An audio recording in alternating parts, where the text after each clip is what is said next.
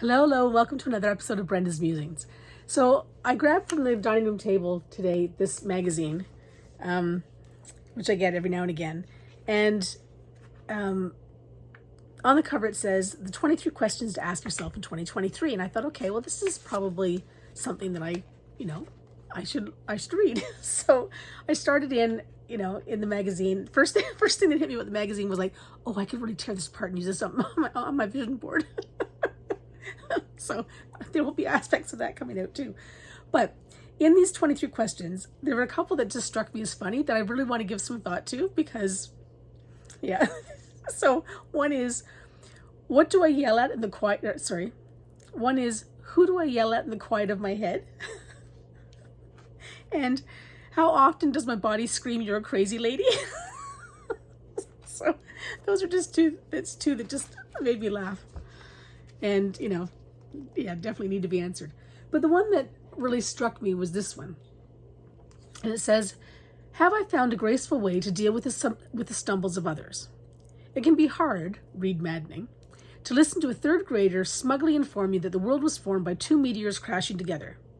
Then again, it can be hard, read maddening, when your mother pronounces W-O-K as woke, the W cousin of yoke. Have you found a graceful way to correct them? And by graceful, I mean kind. But this is necessary only if you're worried the person will stagger around the world with the misinformation glinting like spinach between the teeth. The highest level of grace, and this is the important part, is going without the correction, letting the minor glaring error flow over you and out of you. You know what the third grader means after all. 2 asteroids, 1 big bang, the world began. How amazing. And that's true, right? Grace is kind of like giving somebody a hall pass, right? And just letting things slide.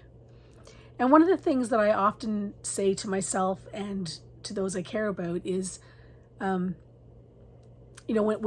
life happens to you, as it happens to all of us, I'm giving you space and grace.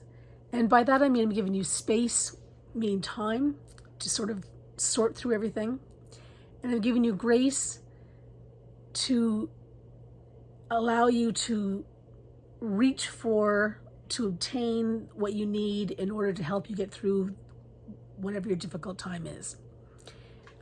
Grab the resources you need, take time to go to bed and go to sleep, whatever it is you need to do to sort of be able to come to terms with what's been going on in your life. And then knowing that, I'll still be here on the other side of that I'm giving you time, just go and deal with whatever you need to deal with in whatever way you need to deal with it. And so that's sort of what I mean when I say space and grace. And I'm sure there might be other iterations, but that's what it means to me. And there are times that we need that grace period, right?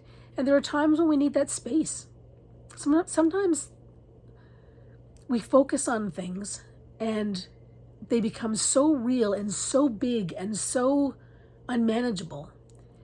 And if we had just given it time, then it may never become this great big huge thing. Now it might have, but it might not have, right?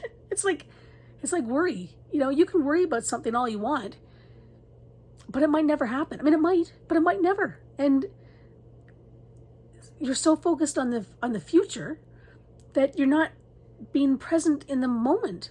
And so you're missing out doubly. And you could be missing out even more than that if what you think might happen never ever does happen.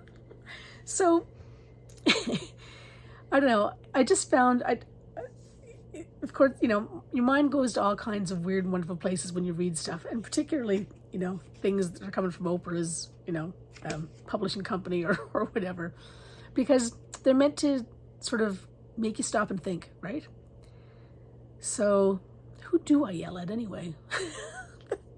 I'll be answering that one. And yeah, the crazy lady, yeah, I've just embraced her.